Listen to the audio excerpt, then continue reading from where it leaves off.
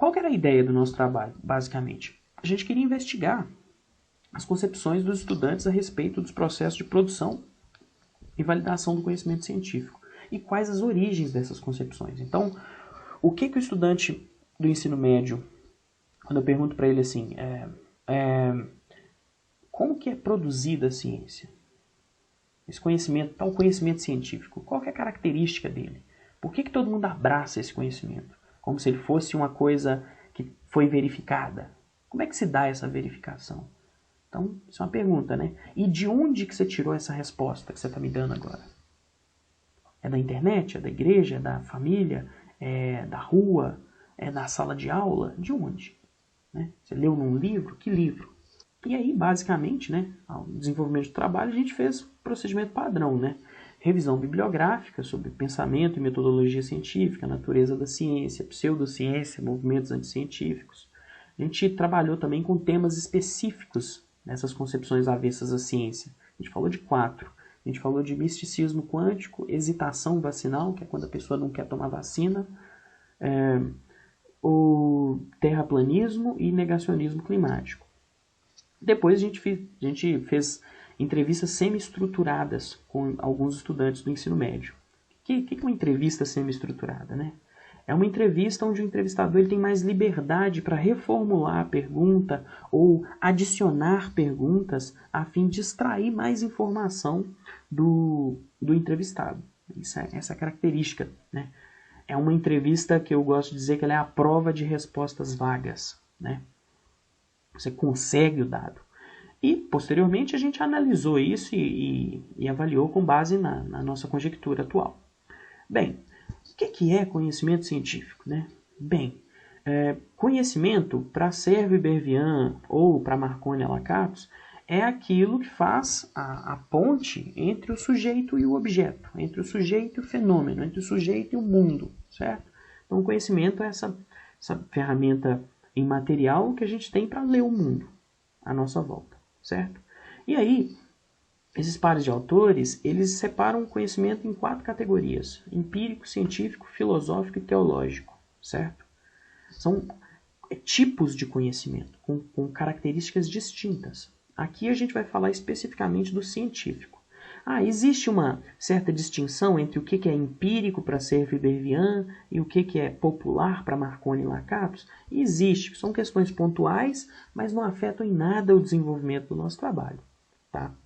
Eu gosto de pensar que essas definições, elas inclusive se complementam. Bem, quando a gente fala de conhecimento científico, é um conhecimento que ele foi obtido a partir de um método, certo? Que método? Um método científico. Existe um método científico só? Não.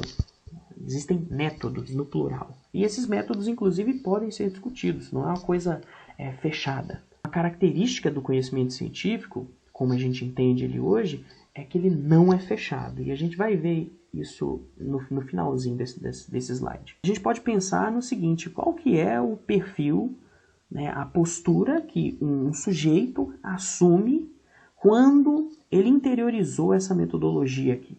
O sujeito que investiga a natureza, que investiga os fenômenos do mundo material.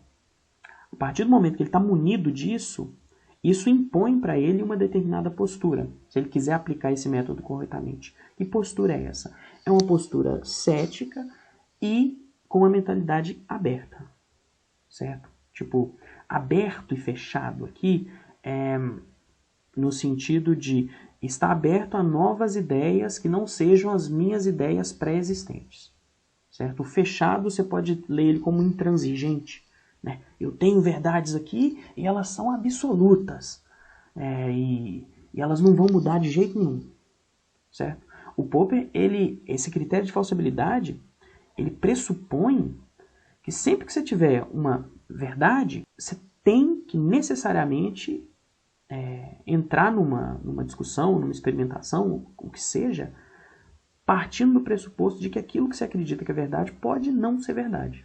Então, não só as etapas básicas são importantes, mas a ideia de generalização e principalmente o critério de falsibilidade, eles são extremamente importantes para essa atitude, essa postura dita científica, certo? Quando a gente sai disso, por exemplo, quando a gente tem uma mentalidade mais aberta, né? A gente não é intransigente, mas a gente tem uma tendência a acreditar fácil demais em qualquer coisa, a gente é muito crédulo, a gente pode acabar abraçando uma pseudociência. O que é uma pseudociência?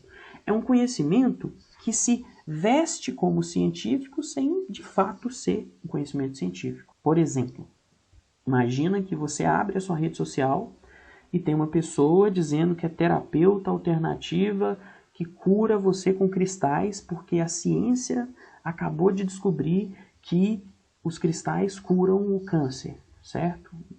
A ciência não descobriu isso, mas a pessoa quer vestir aquela autoridade, vamos dizer assim, do discurso científico.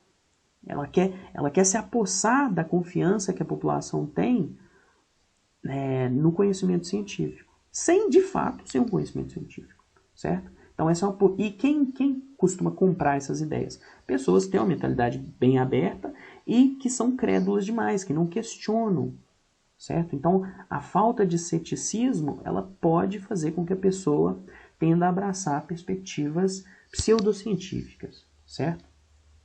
E o que seria então uma perspectiva negacionista? Uma pessoa que ela tem um pensamento fechado e que ela é muito cética.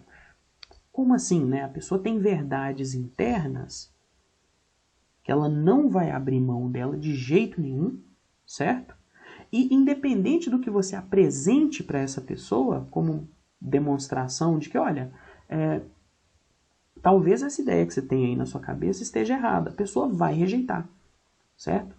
Porque existe esse pressuposto, né? Por exemplo, é necessário que haja um momento, quando duas pessoas estão discutindo sobre um determinado fenômeno, é necessário que exista uma prova que vá mudar a ideia de cada um dos debatedores. Por isso que é necessário, se a gente quiser se manter científico, por isso é necessário aquele critério de falsibilidade. É necessário que eu acredite que a conclusão a qual eu cheguei pode ser falsa, porque senão eu vou cair numa perspectiva negacionista.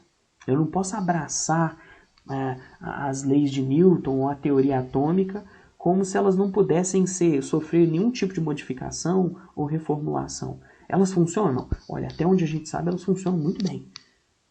Mas não quer dizer que a gente não vai descobrir... Não quer dizer... Isso é interessante, né? Não quer dizer que elas não possam deixar de funcionar amanhã. A gente parte desse pressuposto, né, de que as leis da natureza vão continuar funcionando amanhã.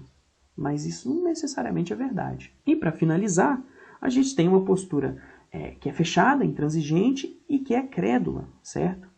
Então, nesse caso, a gente tem uma perspectiva que a gente chama de conspiracionista, que é onde a pessoa ela vai tender a abraçar todo tipo de afirmação esdrúxula, sem comprovação, a fim de reforçar aquelas verdades que ela tem dentro dela. Então, pessoal, como é que a gente faz para evitar essas posturas avessas à ciência em sala de aula, né? Porque quando a gente pega os documentos norteadores da educação, aqui é a BNCC, elas estimulam que o professor trabalhe metodologia científica, certo?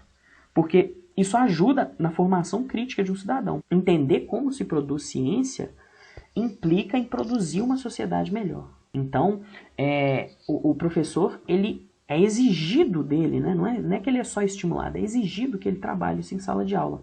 Mas a gente percebe que, na prática mesmo, existe um abismo entre aquilo que é apresentado nos documentos norteadores e aquilo que de fato chega em sala de aula, né? Esse é o problema.